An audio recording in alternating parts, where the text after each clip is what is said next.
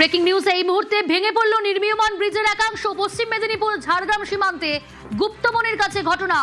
কখন ঘটলো এই দুর্ঘটনা, আরো ডিটেল জানবো। শঙ্কর রয়েছে আমার সঙ্গে। শঙ্কর, পশ্চিম মেদিনীপুরের ঝাড়গ্রাম সীমান্তের গুপ্তমনির কাছে নির্মীয়মান হাতিগোলা ব্রিজ আচমকায় ভেঙে পড়ল মঙ্গলবার রাত্রি 1:30 নাগাদ।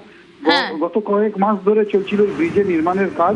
প্রজেক্ট ইঞ্জিনিয়ার SK রায় জানান, রাতের অন্ধকারে একদল হাতি এসে ব্রিজের নিচে সাপোর্ট সিস্টেমে প্রায় জোর ধাক্কা মারায় এই ব্রিজ ভেঙে পড়েছে।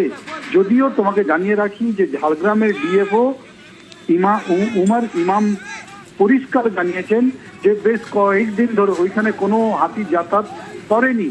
ফলে নির্মাণের দুর্নীতির অভিযোগ তুলে সরব হয়েছে তৃণমূল।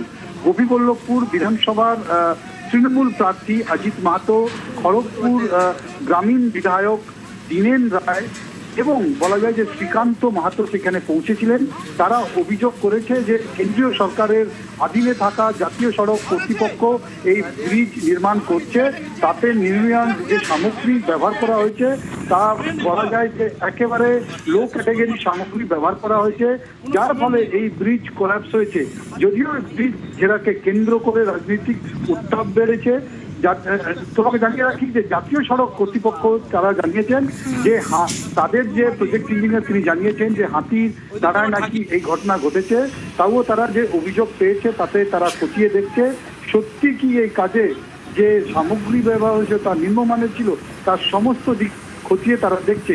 যদিও এই ব্রিজ পড়ে যাওয়াকে কেন্দ্র করে রাজনৈতিক তুঙ্গে হয়েছে। অজিত মাহাতো তিনি পৌঁছন সেখানে, কথা বলেন সেখানকার আধিকারিকদের সঙ্গে। क्यों हुआ है सर? 10 बजे कास्टिंग कंप्लीट हुआ और हाथी आए तो ब्रेसिंग को लगे हुए सपोर्ट लगे हुए उनको डिस्टर्ब हुआ उसके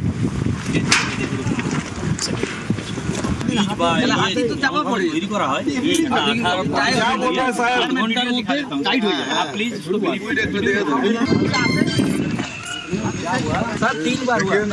3 बार सर। क्यों?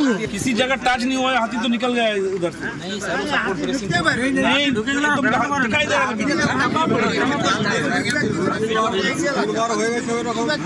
एकदम टच भी नहीं हुआ, हाथी आया सामने से चला गया। প্রজেক্ট ইঞ্জিনিয়ার দাবি করছেন সম্প্রতি ব্রিজের ঢালাই হয়েছে, রাতে হাতির দল এসে ব্রিজের নিচে সাপোর্ট সিস্টেমে ধাক্কা দেয় আর তার জেরেই বিপত্তি। যদিও এই ব্যাখ্যা মানতে নারাজ তৃণমূল। নির্মাণ দুর্নীতি নিয়ে প্রশ্ন। গাড়ি চলতে চলতে ব্রিজ চালু হওয়ার হাতে যদি হতো কত যে ক্ষতি হতো তার কোনো ভাব ছিল। ইঞ্জিনিয়ার পদ্ধতি সব চেক ফেক করে তৈরি করতেছিল, তারপরে যে কী কারণে হলো ডিস্টার্ব ওটা বাবুরাই বুঝবে। কতদিন ধরে এই কাজ চলছে? এটা হয়ে গেল আজ প্রায় 11-12 মাস।